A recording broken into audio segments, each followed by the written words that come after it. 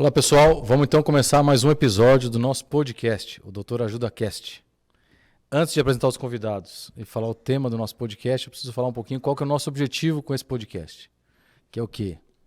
Trazer pessoas que têm histórias marcantes em saúde, que vão contar aqui pra gente essa história. E ao mesmo tempo um profissional de saúde que vai explicar, vai extrair os principais pontos dessa história e que podem ajudar a todos nós. Esse é o nosso objetivo. Hoje, o nosso podcast tem um tema muito importante, uma das principais causas de morte no Brasil e no mundo, que é AVC, acidente vascular cerebral, também conhecido por derrame cerebral. E para falar sobre isso, estou aqui com o Dr. Elia Faria Evaristo, neurologista. Tudo bom, Eli? Como vai? Tudo bom? Tudo bom. Você vê que estava acertando, hein? Flávia Travassos, que é jornalista. Tudo bom, Flávia? Tudo bem, doutor Fábio? Eu sou Denise Yanassi, sou médica ginecologista, uma das fundadoras do canal. Eu sou Fábio Ortega, urologista, um dos fundadores também. E vamos lá. Preparados aí? Prontos. Sim. Então vamos lá. Flávia, conta um pouquinho da sua história. Como é que surgiu essa história na sua vida? Bom, vamos lá. Eu sempre fui uma pessoa que pratiquei esporte. Eu nunca tive muita vida sedentária, não. Corria, participava de corrida, 10 quilômetros, 5 quilômetros. Fui atleta quando era jovem. Joguei tênis de mesa quando era adolescente, 13, 14 anos. Participava de campeonato. Quer dizer, eu sempre tive uma vida ativa. E aos 36 anos de idade, eu estava num restaurante com umas amigas. Eu estava de folga no Rio de Janeiro. Eu sou carioca, nasci no Rio e morei muito tempo no Rio de Janeiro. Já depois morei em outras cidades, até vi para São Paulo. Então, eu já morava em São Paulo, mas eu estava passando o final de semana no Rio. E eu estava num restaurante com a perna cruzada, a perna esquerda sobre a perna direita, e a sensação foi que o meu pé esquerdo desabou. Uma sensação mesmo de que ele tinha perdido totalmente a força, o pé caiu. Eu, inclusive, pensei na hora, falei, nossa, será que foi o peso da sandália? Eu estava com uma sandália plataforma, né, que as mulheres usavam mais antigamente, e isso vai fazer 10 anos. E o pé desabou, e eu falei, meu Deus, eu não estava sentindo mais nada. Eu não senti dor, eu não senti tremor, nada. O meu pé simplesmente desabou. E quando eu fui tentar descruzar a minha perna já não mexia mais. Eu tive dificuldade, a minha amiga, uma delas desceu, falou, você deve ter pinçado o nervo, foi o que passou pela cabeça dela. Mas eu perdi o movimento do pé e a sensação de que foi subindo até a altura do quadril. Esse foi um sinal que eu senti. Foi de repente, foi súbito. Foi súbito. Não sentiu nada antes, nada de nada? Não, foi súbito. Isso foi o que eu senti. Então, peraí que eu já vou voltar aqui para o Eli aqui. Vamos... A gente vai falar de AVC, depois a gente vai explicar melhor, mas quais são os sintomas? Esse sintoma que ela teve já é um sintoma de AVC? Assim, acho que é importante a gente explicar que pode ser muita coisa, dependendo da área do cérebro que é atingida, não é? Mas tem esse caráter repentino, súbito mesmo. Estava normal, de repente, pá, acontece. E como cada área do cérebro tem a ver com uma coisa, então, dependendo do lugar, pode alterar a sensibilidade da perna, pode atrapalhar o movimento de um lado inteiro do corpo. Até, geralmente, os sintomas são meio que de um lado, né? Ora da esquerda ou da direita, mas força, sensibilidade, dormência, perda visual, mudança da fala, mudança do equilíbrio. Estes são os mais comuns. Perder movimento, perder sensibilidade, perder visão, a fala ficar diferente, perder o equilíbrio. Pode ou não ter dor de cabeça.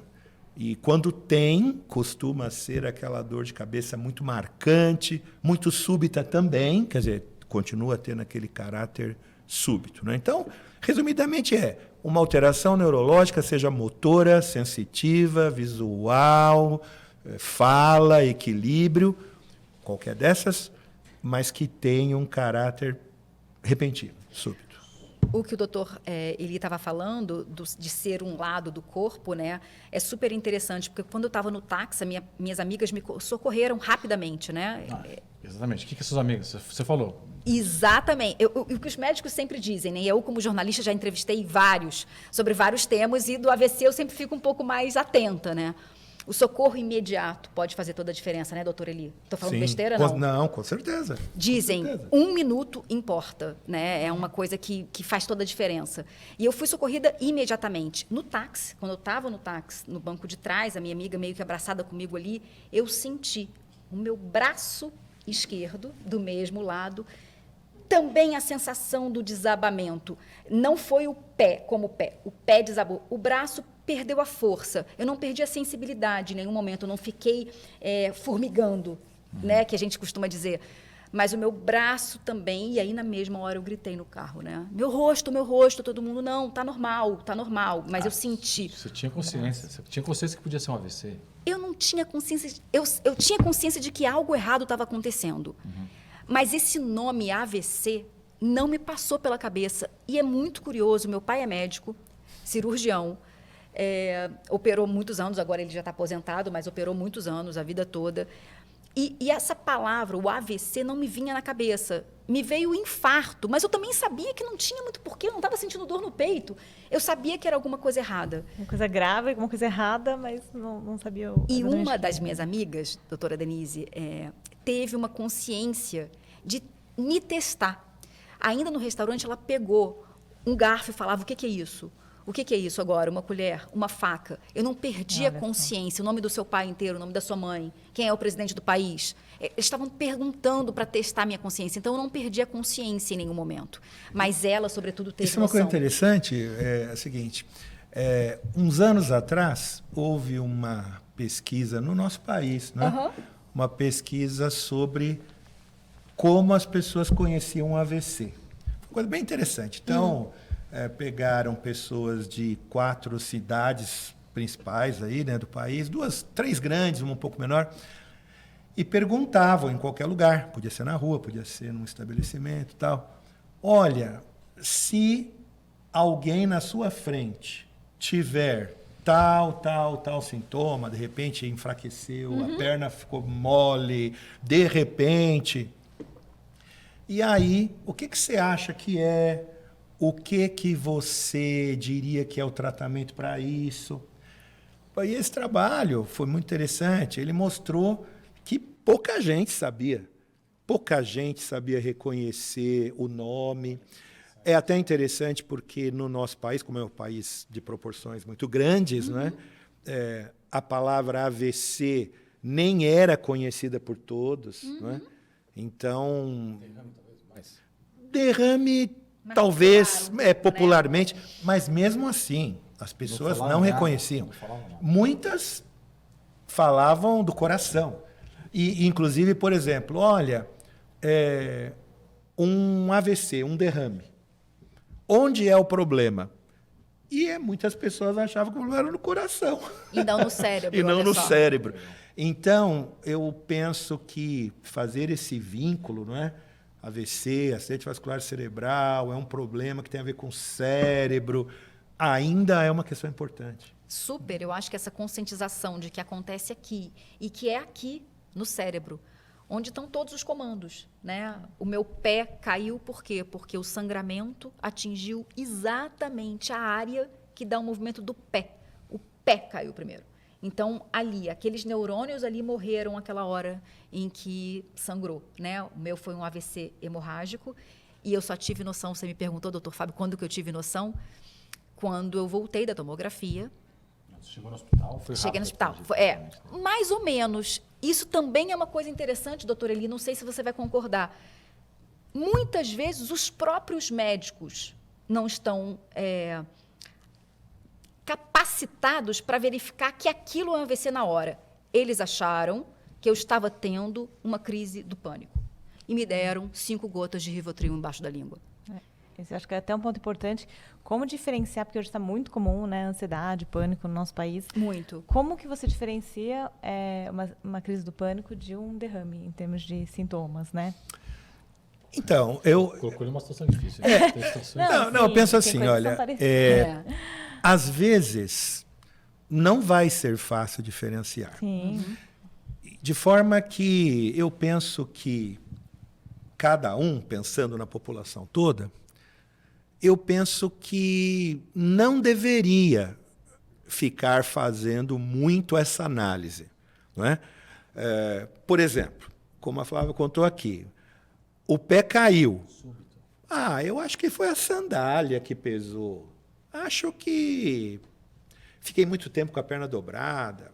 Acho que estou cansada. O que eu quero dizer é, sendo AVC uma situação que requer tratamento muito rápido, se a pessoa fica considerando muitas coisas incertas, mais chance de perder tempo. Não é? Então, assim, eu diria, há uma alteração dessas, movimento, sensibilidade, visão, fala, há uma alteração dessa que, de repente acontece, é melhor ir ao serviço médico com essa possibilidade. É verdade que numa situação de pânico, muitas vezes a coisa não vai do 0 ao 100 em 1 segundo. A coisa cresce. Olha, 1 hora atrás eu estava meio tenso, depois o coração palpitou, depois... E no AVC, essa característica instantânea, ela é muito marcante. Não é? Agora, mesmo que o quadro do AVC aumente em alguns minutos, também usando aqui o exemplo que a Flávia contou, lá no restaurante era o pé. No táxi já tinha alguma coisa no aqui braço. em cima. Então tá bom, piorou em alguns minutos. Mas ainda assim, eu diria, é importante, isso pode ser um AVC. Se é mesmo, eu não sei, eu vou conferir isso. Não é? Então vai ao médico, vai ao hospital, certifique-se. Olha, no seu caso, era uma crise do pânico. Tá bom. Mas foi a oportunidade, não é, para reconhecer. Acho que os médicos, eu não sei, não te vi na hora lá, né? Mas eu imagino que... Eu estava muito nervosa. Eu estava muito nervosa, eu estava muito tensa, claro, né? Mas eu também tinha uma noção de falar, eu não estou tendo uma crise do pânico, eu estava num restaurante jantando com umas amigas, eu estou super bem, estava super bem, mas agora eu estou nervosa porque minha perna desabou, né? Eles demoraram um tempo para me levar para a tomografia. E quando voltou, a médica voltou com os olhos arregalados, sem acreditar que realmente, né, era aquilo. Eu só tive noção de que era um AVC quando ela falou, você teve um pequeno sangramento no cérebro. Foi assim que ela me deu a notícia. Para minha irmã, que chegou em seguida, isso já devia ser madrugada, 1h da manhã, 1h30, ela falou, sua irmã teve um AVC. Para mim, ela não falou isso. Para mim, ela falou, você teve um pequeno sangramento no cérebro. Você vai precisar ir para uma UTI neurológica. Eu dei entrada naquele dia 16 de novembro. Daqui a 5 dias faz 10 anos desse dia que eu estou contando para você. Para vocês, 10 anos. Vou fazer um tintim depois sobre isso, tá bom? No final, depois quando fica tudo bom, a gente faz um tintim. Tá, a gente faz um tintim. E saí 30 dias depois. Eu fiquei 1 mês internada porque eles demoraram para saber a causa, né? Não foi uma coisa simples de descobrir o que aconteceu com essa mulher de 36 anos, que corria, que era atleta. Primeira pergunta que eles fizeram, você fuma? Quando eu dei entrada na emergência, você é fumante? Não. Você bebe? Usa drogas? Não. Você bebe? Socialmente, né? Não bebo, segunda, terça, quarta. E isso fez com que todo mundo ficasse com uma pulga atrás da orelha, né? Essa história da droga, eles chegaram a perguntar na frente da minha mãe e do meu pai de uma forma muito sutil, né? Nossa, mas se você ainda usasse, por exemplo, cocaína, poderia explicar uma ruptura na sua veia? Só vi em mesa de delegado fazendo matéria na minha vida, nunca nem cheguei perto. Quer dizer, é um negócio que demorou muito, por isso os 30 dias internada, né? Espera que agora vamos explicar aqui. Vamos explicar para as pessoas do básico o que é o AVC. Depois a gente vai passar por causa dela, que como é que fez? Quais são os tipos, né? Porque o dela é um caso meio de exceção, né? Hemorrágico. Vamos falar o quê? Tem imagens se precisar. A gente pode usar umas imagens sim. Então, assim, primeiro o AVC, que é o acidente vascular cerebral, é uma situação que tem a ver com os vasos, não é? Então, uma lesão pode ser um entupimento, pode ser uma ruptura de vasos no cérebro, vão levar a uma lesão das células do cérebro. Isso é o AVC, popularmente conhecido como derrame. Em alguns lugares do país, isso vem tentando, né, ser padronizado, mas em alguns lugares do país é conhecido como AVE, né, acidente vascular encefálico. Mas existe esse esforço em se tentar padronizar para AVC, né, acidente vascular cerebral. Eu acho que a gente tem uma imagem que pode ajudar. O AVC tem 2 tipos, na verdade, não é? Como aí está sendo representado, existe um entupimento de uma artéria, né? Então existe um coágulo ali, a gente vê ali no lado direito ali, um vaso entupido por um coágulo, por um trombo. E lá no cérebro a gente vê lá uma cunha em azul que está representando a área do cérebro que sofreu a falta de circulação. Acho que a gente tem um vídeo na sequência que ajuda a entender isso, né? O oxigênio não chega lá, é isso? Não chega lá, porque o sangue é que leva o oxigênio, né? Então veja ali, ó, esquematicamente, se formou um trombo, entupiu, e aquela região em escuro ali é a área que sofreu a falta de circulação que leva à não chegada do oxigênio naquela região. Então isso aí é o que a gente chama de AVC isquêmico. No caso dela não foi esse tipo, mas essa área foi a área responsável por movimentação do pé. Exatamente. Então, a área do cérebro atingida foi a parte que controlava o pé, e um pouco para cima, porque depois ela teve um pouco mais de alteração, né? E também, o AVC isquêmico é o principal em termos de frequência, não é? Isso é mais ou menos estimado em 85% AVCs isquêmicos e 20% AVCs hemorrágicos. O AVC hemorrágico, vamos ver a próxima figura. Então, a ideia é que há uma ruptura de um vaso, habitualmente uma artéria, e há o extravasamento de sangue. Passa o próximo, por favor. Isso pode acontecer por várias situações. Aqui, por exemplo, é a representação do que a gente chama de uma malformação arteriovenosa, que é uma coisa rara de acontecer, tá? O mais comum de todos os AVCs hemorrágicos é alterações que a pressão alta vai causando ao longo da vida, e aquela pressão alta fragiliza o vaso e ele pode se romper. Isso é o mais comum, né? A malformação arteriovenosa, que é vasos, artérias e veias que foram mal formadas e ficam mais frágeis e podem sangrar. E ainda mais próximo desenho, o aneurisma cerebral, né? Então, o aneurisma cerebral é como uma bexiga de aniversário que vai sendo soprada, até que ela chega no seu limite e, pum, e rompe. A diferença é que aquela bexiguinha não foi cheia por ar, mas foi cheia por sangue, e a pressão sanguínea entrando ali dia a dia, hora a hora, minuto a minuto, vai enchendo aquilo ao longo da vida, até que num certo momento aquela bexiguinha, aquela câmara de pneu que tem um calombo, que a gente sabe que ali é o lugar mais fraco da câmara, né? O aneurisma acaba rompendo ali e dá um sangramento. Então, sangramentos, AVC hemorrágico, são de vários tipos, como vimos aí. O mais comum são decorrentes da alteração que a pressão alta determina. Agora, malformações, aneurisma, uso de drogas, particularmente cocaína, às vezes medicamentos que dão uma ação anticoagulante exagerada, ocasionalmente, né? Então, remédios que às vezes são usados indiscriminadamente. Há muitas causas, mas essas são as principais. E quando, tanto no isquêmico, né, que falta o sangue, quanto no que tem sangramento, o que acontece é que o cérebro começa a morrer, né? Sim. Então, isso que eu até te perguntar, qual que é a importância? Por que é tão importante que a gente falou que tem que ir rápido, tem que identificar? Por que é tão importante isso? Então, porque quanto mais células do cérebro forem destruídas, mais lesão, mais alteração neurológica, mais sequela, né? E, além disso, quando há o entupimento do vaso, vou falar desse primeiro porque é o mais comum, né? O AVC isquêmico, né?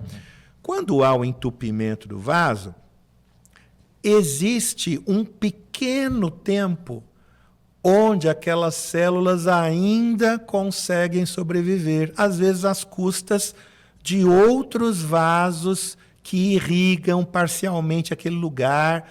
Ou seja, se aquela região não ficar absolutamente privada de circulação, porque tem algumas, a gente chama colaterais, né? Alguns outros vasos que chegam ali um pouquinho também, se houver alguma circulação colateral, é possível que aquelas células aguentem um pouco mais de tempo até que o fluxo principal seja restabelecido, que são os tratamentos para AVC isquêmico ali mais imediatos, né? Tentando restabelecer a circulação. Desentupir. Né? Mas isso é verdade também para AVC hemorrágico, porque quanto antes o sangramento for estancado, menos dano aquele sangramento que vai aumentando vai causar. Então, qualquer tipo de AVC, o tratamento mais rápido vai fazer diferença. Né? Vamos voltar para o caso. Agora está todo mundo curioso para saber qual que foi o caso dela.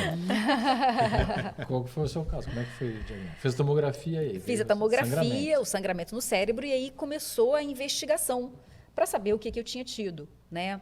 Muita gente, muitos médicos ali imaginavam que era um aneurisma ou um cavernoma. O cavernoma, doutor, me ajuda aqui, porque eu sou jornalista, não sou médica, mas me explicaram lá que é como se fosse um emaranhado ali de vasinhos, né, que poderiam sangrar. Cavernoma é um outro tipo de malformação, não é? Onde vasos mal formados ficam compactados, como se fosse uma caverninha, por isso cavernoma, não é?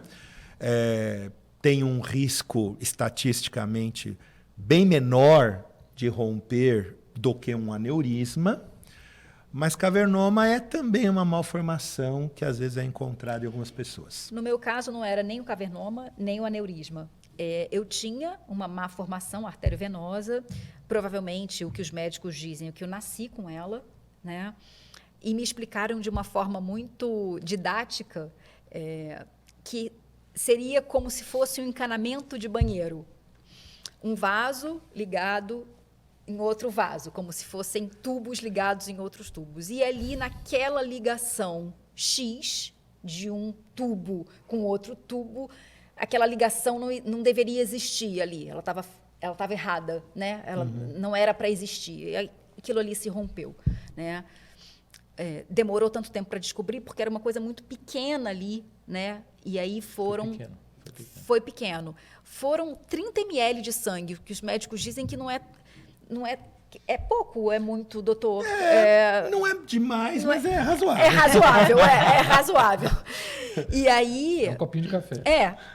E aí, enfim, eles conseguiram descobrir depois de 2 exames um pouquinho mais invasivos, que se chama arteriografia. Sim. Né? Eles entram com um catéter pela virilha, pela femoral ali, e jogam contraste no cérebro. E ali eu precisei fazer 2, porque na primeira não foi descoberto. E os médicos lá, especialistas, estavam com a mão na cabeça falando: o que essa menina teve, né? Com 36 anos, saudável, o que ela teve, qual foi o motivo? Sem nenhum fator de risco, né? Nem familiar mesmo. Ninguém da minha família tinha tido AVC antes, enfim. E aí, na segunda arteriografia, eles conseguiram descobrir. Eu lembro, você fica um pouco sedada, né? Mas acordada, porque eu preciso ajudar no exame, né? Para de respirar, não engole agora. Eu lembro disso, assim. E eles falaram: achamos. Eles comemoraram porque acharam a causa ali, né? Emboliza? Dá emboliza? Não sei se... Malformações podem ser embolizadas, que é entupir através do próprio catéter, né? Mas às vezes há malformações que requerem ambos. Embolizar operar e, de fato, às vezes as duas coisas, embolizar e operar, dependendo das características, né, da malformação. Acho que ele tem que entrar um pouco em diagnóstico, né? Ela já falou algumas coisas, mas como é que se faz, então, o diagnóstico? Você fez a suspeita, foi para o hospital, como é que é feito o diagnóstico de AVC? Então, o diagnóstico, ele requer um exame de imagem. Isso é importante dizer porque não é, então, qualquer lugar que vai conseguir fazer o diagnóstico. Aí eu cito um trabalho bem interessante também, de um colega do Ceará, porque talvez vocês tenham esse entendimento, esse conhecimento, né? Como funciona de forma geral o nosso atendimento público.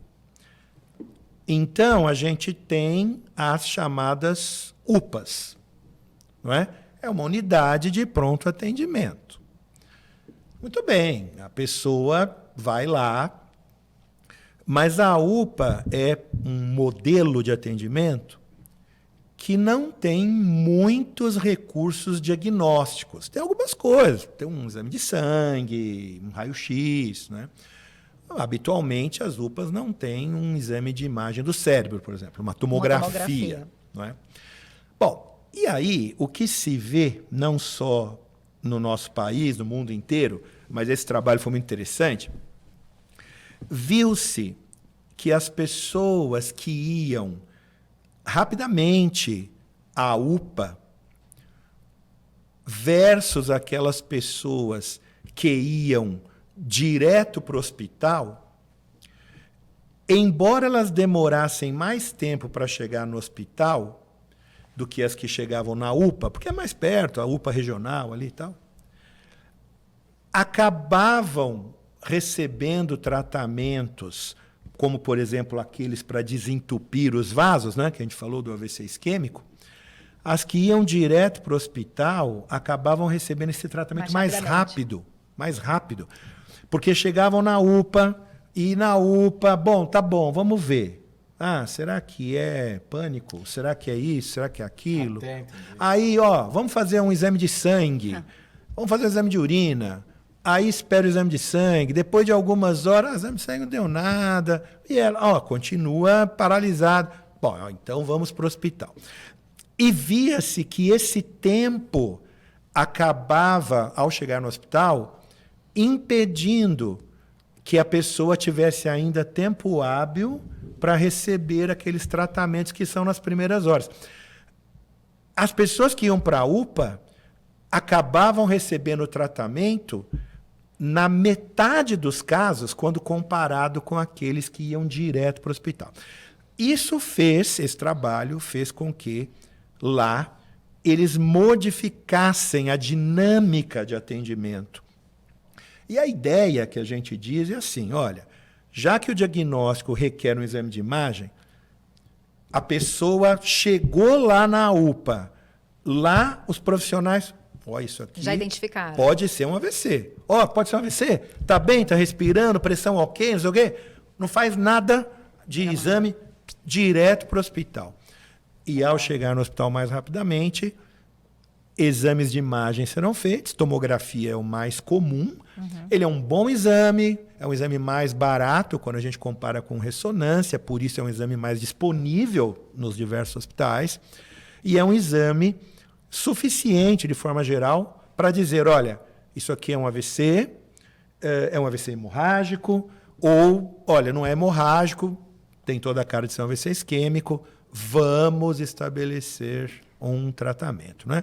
Às vezes, exames de sangue, para ver se não está com glicose baixa demais ou alta demais. Mas tem que ter um exame de imagem. O que o doutor Eli está falando só corrobora todas as entrevistas que eu já fiz com diversos neurologistas, né? São 25 anos quase como jornalista, então eu tive a oportunidade de entrevistar algumas pessoas, alguns especialistas. E todos disseram o que o doutor Eli falou, né? Sinal de AVC não é para a UPA que se vai. A UPA, sim, funciona em outros diversos casos, em outras diversas situações, mas a UPA não tem tomografia. E o médico precisa descobrir logo, pelaquela imagem, se é um AVC e se é um AVC isquêmico ou hemorrágico. Então, o que o doutor Eli falou aqui agora, eu já ouvi de diversos médicos, inclusive da presidente da Sociedade Brasileira de AVC, que fala a mesma coisa, né? Os médicos têm que estar preparados até para, se esse paciente chegar na UPA, falar, não é aqui. Vá para um hospital, vá para um lugar onde tenha esse recurso de imagem. Sim. E isso, na verdade, claro que é um trabalho, vamos dizer, hercúleo, né? Mas isso tem sido, de alguma forma, reestruturado, é uma coisa de caminhada longa. Mas, por exemplo, a gente sabe, por outro lado, que entre chegar no hospital com o seu próprio carro, com a sua própria locomoção, versus chegar no hospital com ambulância, o chegar com ambulância acelera processos. Por várias razões, uma delas é a pré-notificação, né? Então, Pré-notificação, já vão avisando antes? a ambulância fala, ó, estamos levando um paciente assim, assim. Eu tenho que ir preparando. E é por isso que existe, não é, esse trabalho que continua existindo, esse trabalho de integrar hospitais que passam a ser centros de referência para atender AVC, com o sistema de atendimento móvel de urgência, o SAMU. Então, as pessoas ligam para o 192, recebem ali uma orientação, essa ambulância chega, essa ambulância reconhece que a hipótese é razoável, acho que isso aqui pode ser um AVC mesmo.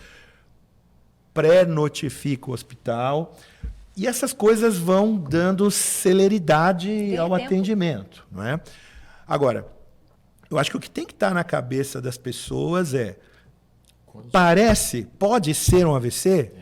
É rápido, tem que ser imediato. Procure logo um atendimento, liga o 192, chega rápido ao hospital, para que esse diagnóstico, que inclui exame de imagem, seja feito, e o tratamento, se é um AVC isquêmico, se é um AVC hemorrágico, aconteça. E daí tem dois pontos que são importantes, né? Então, para a pessoa suspeitar, então tudo isso parte do paciente suspeitando, ou alguém ao redor suspeitando que é um AVC. Então, aí tem os sintomas, que a gente já falou, que é um sintoma súbito, e tem os fatores de risco, né? Que ela não tinha fator de risco nenhum. Não. Assim, agora, quais são os principais fatores de risco? Porque essas pessoas que têm fator de risco, essas pessoas, elas vão dizer assim, o risco delas terem um AVC é muito maior, então elas têm que ter o cuidado redobrado com esse assunto, né? Sim. Então, existem algumas doenças e hábitos que são reconhecidos como os principais fatores de risco. Como assim, né, fatores de risco? É porque essas coisas, essas doenças e esses hábitos interferem com a parte circulatória. Ou interferem com a parte circulatória porque vão entupindo o vaso, que nem o sifão de pia depois de 30 anos de gordura que não passa um arroz lá dentro, não é? Quer seja um problema de bomba, né? Pensando no coração como uma bomba, que bombeia de forma irregular, e aí forma coágulos, grumos lá dentro, enfim. Mas então, essas doenças e hábitos, elas atrapalham esse sistema de fluxo de sangue, esses vasos, não é? O principal de todos é a pressão alta. A pressão alta é o número 1 em termos de frequência causadora de problema nos vasos, tanto para AVC isquêmico, aquele que entope, quanto para o hemorrágico, não é? Tabagismo, cigarro, importante fator de risco também, porque aumenta um processo chamado de aterosclerose, que é esse acúmulo da gordura que vai entupindo o vaso, não é? Diabetes é um fator de risco importante, o aumento do colesterol, a obesidade, o sedentarismo, doenças cardíacas várias, não é? A pessoa pode ter tido já um infarto, a pessoa pode ter uma arritmia, particularmente uma que chama fibrilação atrial, Estresse também é. O estresse é mais difícil da gente medir, mas é importante saber que ele é um fator de risco também, não é? Assim como já foi veiculado, né, aquela história da poluição, é verdade também. É que é mais difícil de medir. Eu coloquei essa informação, doutor, na minha última reportagem sobre o AVC. Foi assim que vocês, do Doutor Ajuda, chegaram até mim, através dessa reportagem, em que se mostra que, pela primeira vez, é um estudo super recente, que foi, né, divulgado em uma revista importante, científica, que fala que a poluição do ar foi considerada, pela primeira vez, por especialistas, um fator de risco para o AVC. E isso surpreendeu os próprios médicos, porque é uma coisa que todo mundo convive, principalmente nas grandes cidades. Quer dizer, a gente está respirando esse ar poluído o tempo todo. Sim. Agora, é claro que isso leva, né, à necessidade de muitas questões de ordem, vamos dizer, governamental, política, né? Pública. Agora, eu acho que de uma maneira assim bem próxima a cada um, vamos lembrar desses fatores bem comuns mesmo. Pressão, que a gente pode evitar. Que a gente pode, né, cuidar. Tá? Então, pressão alta, diabetes, colesterol, sedentarismo, obesidade, tabagismo. Estas são, né, importantes. E as pessoas que têm já sabidamente doenças cardíacas também precisam ter esse entendimento que é um risco a mais e precisam ser tratadas disso. Vamos voltar para o seu caso, então. Vamos lá. Ok. Fez o diagnóstico, fez o tratamento, acabou o tratamento, ficou 30 dias no UTI, saiu de lá, que eu acho que essa é uma dúvida comum das pessoas. E aí, mexendo tudo normal? Ou teve alguma sequela? Não. Eu tenho uma sequela. Claro que o que poderia ter acontecido poderia ser muito pior do que o que ficou, né? Eu fiz uma embolização, então eu não precisei abrir a cabeça, mas entrou com um catéter e eu tenho uma cola no cérebro, né, que entupiu ali aquela veiazinha que sangrou. Um detalhe, quando eu fui fazer essa embolização, eu já tinha começado a fisioterapia no hospital, porque a fisioterapia começa já no dia seguinte do paciente internado, né? E eu fiquei pior de sequela quando eu fiz a embolização do que antes. Eu já tinha recuperado. Por quê? Porque entrou um corpo estranho ali e vazou para os vasinhos ali, enfim, a cola, né? Então, eu tive um pouco mais de dificuldade para movimentar a perna, né? O meu braço voltou logo depois que eu tive alta, enfim, arrastava um pouquinho o saleiro, a xícara na mesa, né? E voltou completamente. Ainda bem, graças a Deus, o braço, a parte posterior não teve absolutamente nada. Eu dirijo, fiz o teste de força para dirigir. Agora, a perna, sim, eu perdi o movimento do pé completamente. Então, o meu pé ele ficou um pouco caído, sim, e um pouquinho virado para dentro, né? Aquele pé equino, que a gente costuma falar. Você viu, doutor, que eu sei os termos, né? Porque a gente fala nas matérias e eu fui vítima do AVC. Ela tá craque nos termos, né? Eu fui vítima do AVC e sou jornalista, então junta tudo. E eu fiquei com a perna muito ceifando mesmo, né? Andei de cadeira de roda durante um tempo, não me movimentava, depois eu andei um pouco. O andador, eu nunca me dei bem com o andador, eu nunca consegui andar muito bem, andava com uma bengala um tempo. E depois fui soltando, fui recuperando, 7 anos e tanto de fisioterapia, mas no meu caso, eu tenho hoje uma sequela um pouco menor, porque eu passei por uma cirurgia, né? Eu me informei, existia essa possibilidade, eu fiz uma cirurgia de transferência de tendão, então eu consegui levantar um pouco a parte do dedinho mindinho que tinha ficado caída, e foi levantada porque houve uma transferência de tendão, e diminuiu um pouquinho a hiperextensão da perna, né? Eu tenho um pouco de espasticidade ainda, nada comparado ao que eu tinha quando eu tive alta, enfim, da perna bater na cama mesmo, assim, quando botava no chão, não sinto mais isso.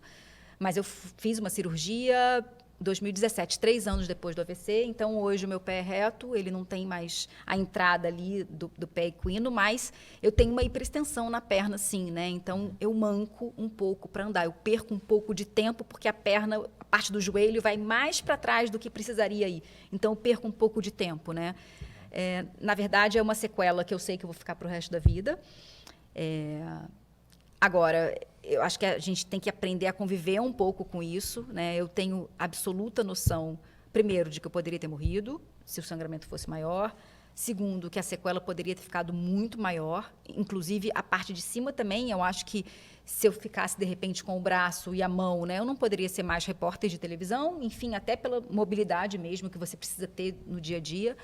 Mas eu tenho essa sequela, para mim, eu não sinto dor nenhuma, acho que é importante a gente falar isso. Às vezes as pessoas podem se perguntar em casa, né? Nossa, mas será que ela sente dor? Sim. Não, eu não sinto dor. Eu sinto um pouco de incômodo. Para mim, caminhar não é uma coisa gostosa de fazer, né? Eu penso para caminhar porque o meu pé toca no chão diferente do que as outras pessoas que não tiveram AVC. Mas, enfim, é uma sequela. Normalmente as pessoas perguntam: o que aconteceu? Você machucou a perna? Torceu o pé? Machucou a perna? Não, aí eu respondo, eu falo a verdade, eu tive um AVC. A pessoa quase, como assim? Né? Ninguém acredita.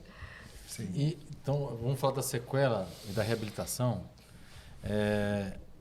Como é que é a reabilitação depois do AVC, mais ou menos o que ela falou aqui? Como é que isso... É muito importante essa reabilitação, né, doutor? Demais, né? Muito. E o quanto é possível melhorar? Eu acho que... Como é que você maneja com seus pacientes esse controle de expectativa? Colocar uma fria aqui agora. É verdade, todo mundo espera ficar zerado, né? Não, então, é assim, eu acho que a primeira coisa é lembrar que o tratamento do AVC, ele tem três grandes pilares, não é? O pilar número 1 é o tratamento da fase aguda. Aquilo que a gente falou no começo, lá, chega rápido, desentope, opera, para o sangramento, enfim. O segundo pilar é o que a gente chama de prevenção secundária. Então, aqueles exames todos que são feitos, bom, por que teve AVC e como eu vou prevenir para que não aconteça de novo? Tem que entupir lá um vasinho mal formado. Tem que tratar a pressão, tem que tratar o diabetes. Reconhecemos que o colesterol está alto. O problema é o peso, o problema é a apneia do sono. É um outro fator que às vezes as pessoas esquecem. A apneia do sono, um fator de risco para AVC. Então, descobrimos os fatores de risco e eles serão contemplados no segundo pilar, tudo que tem que ser feito para prevenção secundária, para não acontecer de novo. E o terceiro pilar, reabilitação. Essas coisas, tanto a prevenção secundária quanto a reabilitação, elas começam ali, ainda no hospital. E, em geral, o trabalho de reabilitação envolve um grupo bastante amplo, bastante diverso de profissionais, porque vai depender de qual é a alteração neurológica, não é? Então, existe uma alteração de movimento, motora, muito provavelmente vai entrar aí o fisiatra, o fisioterapeuta, o terapeuta ocupacional, não é? Mas, olha, o problema foi para engolir. A sequela tem a ver com falar. Bom, provavelmente vai entrar um fonoaudiólogo, talvez vai entrar um neuropsicólogo. Mas olha, para engolir está ruim, a pessoa está perdendo peso, precisa rever a parte nutricional.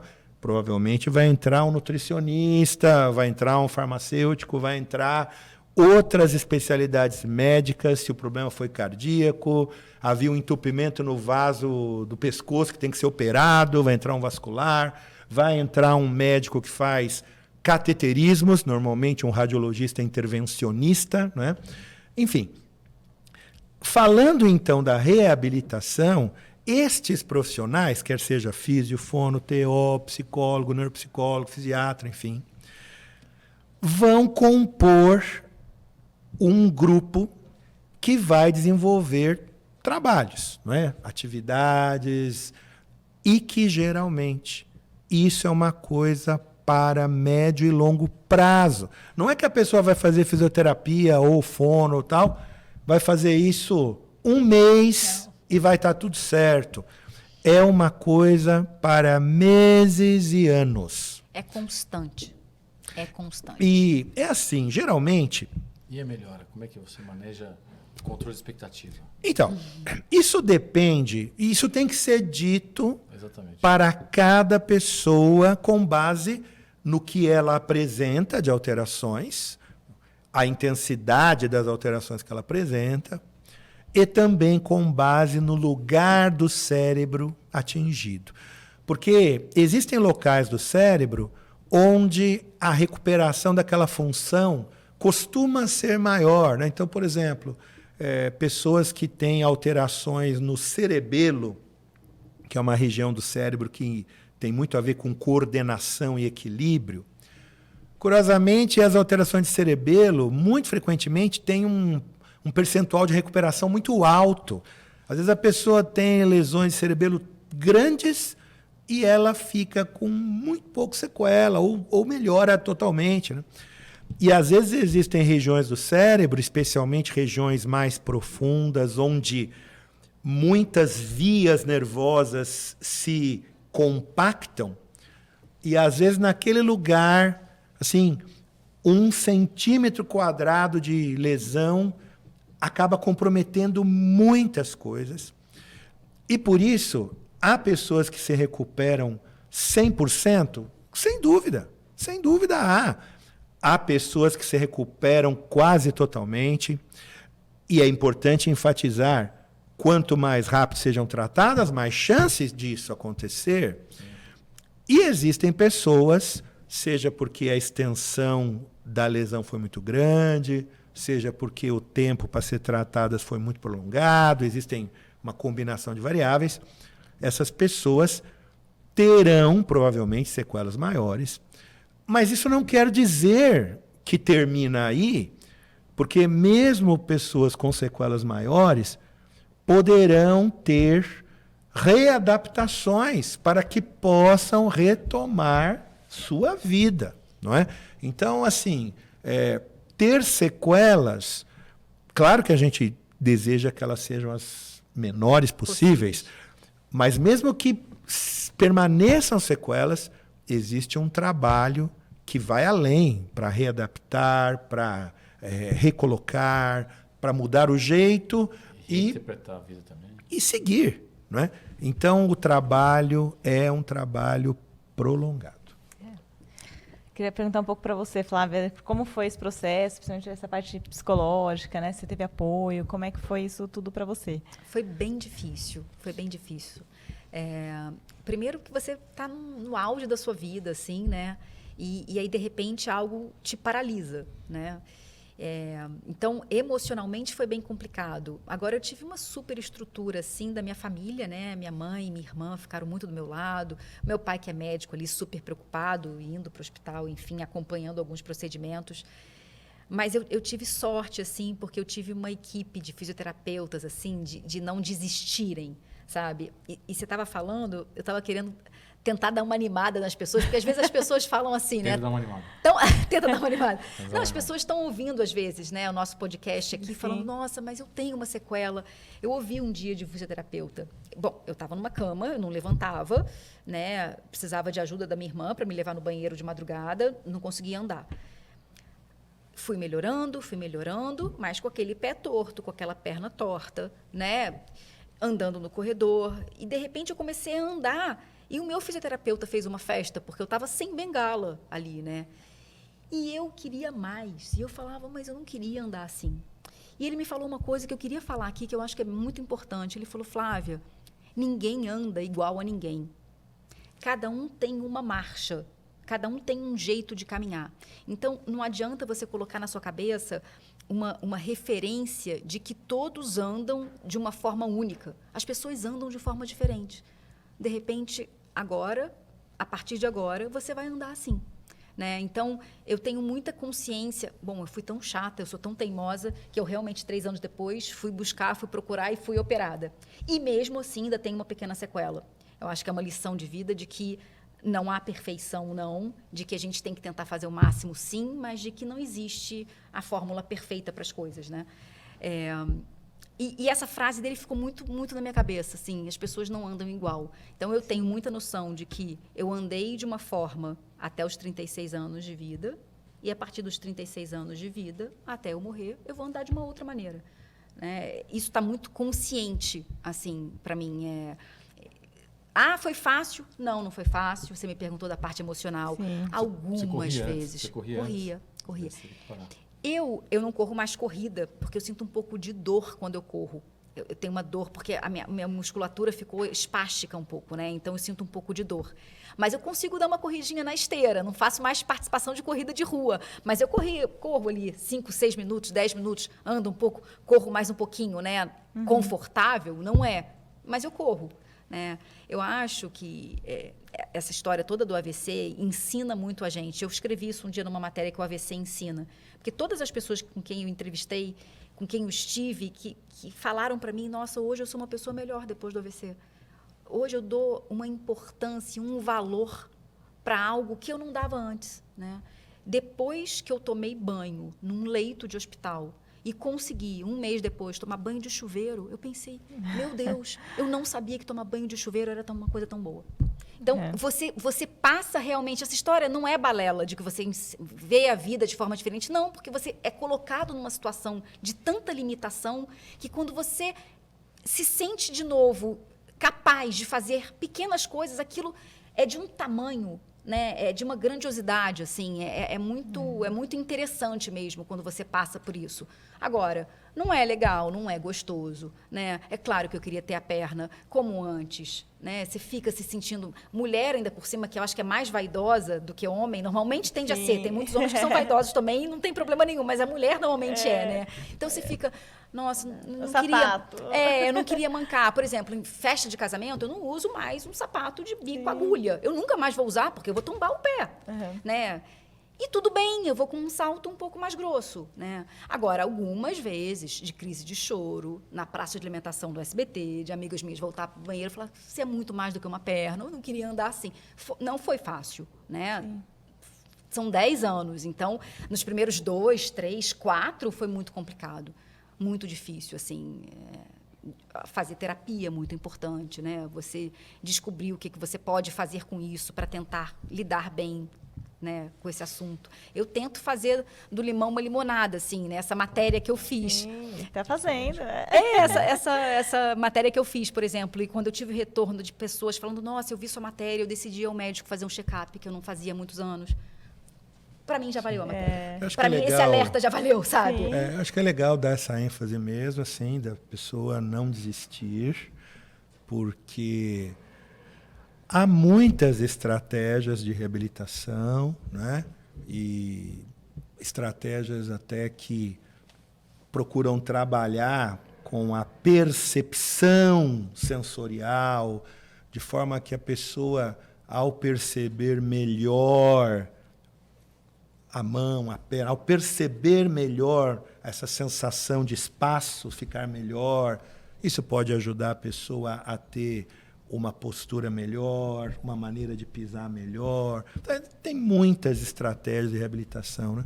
E eu acho que isso é importante as pessoas entenderem. Quer dizer, não vai ser um mês de fisioterapia uma vez por semana que vai resolver. Não, o trabalho é mais exaustivo, mas vai trazer um resultado. Quer dizer, as coisas tendem a melhorar após o AVC. Quer dizer, isso é também um ponto-chave. Em geral, a intensidade das alterações logo no momento do AVC, ela vai ser menor com o passar do tempo. Isso é a regra. Poxa, então, olha, a situação é hoje isso. Em geral, a recuperação, reabilitação, vai haver uma melhora. E a gente deve trabalhar para que a melhora seja a maior possível, se possível tudo, mas alguma melhora vai haver. E vamos, né, caminhando. Estamos chegando já no finalzinho do nosso podcast. Eu não posso deixar de fazer duas coisas. A primeira é da Tintinha. Tintim. A vida. Parabéns. A vida. Obrigada. A segunda é fazer a mensagem final. Então, o que as pessoas estão assistindo a gente? Eu vou pedir para você também. Tem que lembrar do que a gente falou aqui. Qual que é o ponto mais importante do nosso podcast para você?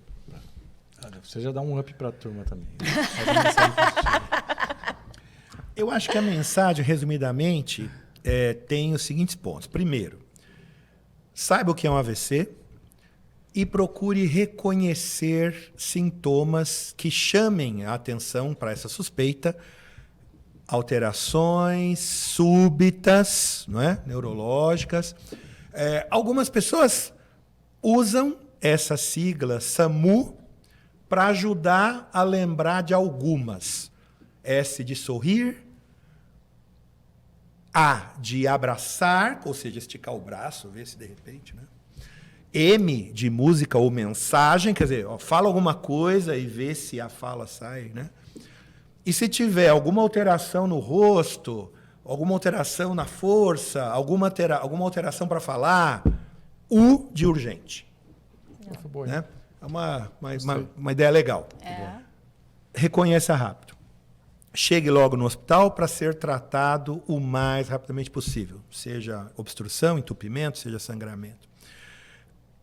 No hospital, vai ser reconhecido os fatores de risco e cuide deles. Não é? Não basta a pessoa falar que tem pressão alta e toma um remédio. Bom, mas você já foi ver se o remédio está funcionando? Você faz um acompanhamento para ver se aquele remédio está atingindo as metas? E terceiro, reabilitação. Coragem, determinação, paciência, o trabalho fisioterápico, fonoaudiológico, psicológico, neuropsicológico, etc., vai ter um tempo. E seja, né, paciente e procure essa ajuda, porque a tendência é haver melhora. Né? Então, pincelar todas essas coisas. Olha, eu acho que o que é importante a gente salientar desse papo aqui é esse socorro imediato. Eu tive muita sorte, porque eu tive pessoas ali do lado. Se eu estivesse dormindo, eu não sei o que teria acontecido.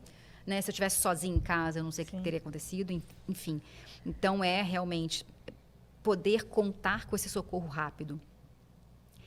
E ser paciente, no sentido duplo, porque você já é o paciente ali quando você tem alguma doença, né? Mas eu ouvi isso muito. Eu posso falar, não sou médica, mas eu posso falar por ser paciente. Eu tive que aprender a ter paciência, a esperar, né? Talvez até isso me ajude no dia a dia como jornalista, né? Eu preciso fazer uma matéria, daqui a pouquinho eu estou indo para a SBT, a matéria que eu vou fazer hoje já vai sair hoje na televisão. É tudo muito corrido. Tudo para ontem. Tudo para ontem. Mas a recuperação do AVC não é para ontem, né? Ela leva tempo. Então, eu acho que o que eu diria é que o paciente deve ser mesmo paciente. Eu acho que o paciente tem que ter paciência, ele tem que saber esperar e investir. Ah, é legal fazer? Não, é chato. Ouvi de uma fisioterapeuta também, nessa matéria que eu gravei, a palavra-chave é repetição. O cérebro precisa estar o tempo inteiro sendo estimulado com aquele estímulo ali. A repetição pode levar a algum lugar. E não é de um dia para o outro. Leva tempo. Então, eu acho que é isso. E dizer para as pessoas não desistirem. Assim, eu acho que eu sou o exemplo de uma pessoa que tem uma sequela, sim, mas que tenta lidar bem, né? Com essa perda de movimento, com esse jeito de andar que não é tão gostoso e não é tão confortável, mas para não desistir, porque melhora. Alguma coisa a gente melhora e a gente consegue ver a vida de uma outra forma, isso com certeza. Legal. Acho que foi bom, hein? Foi ótimo. Obrigado, eu quero agradecer a presença de vocês. Obrigada a vocês pelo convite. Parabéns aí para os dois, viu? Foi muito bom, acho que a gente conseguiu ajudar, né? Maravilha, espero que vocês tenham gostado. Escrevam aqui nos comentários aqui do nosso canal, aqui do vídeo, o que vocês acharam do nosso podcast. E não se esqueça de se inscrever no canal, só clicar aqui embaixo, vocês veem aí embaixo, clica. E é isso aí. Tchau, tchau, até a próxima.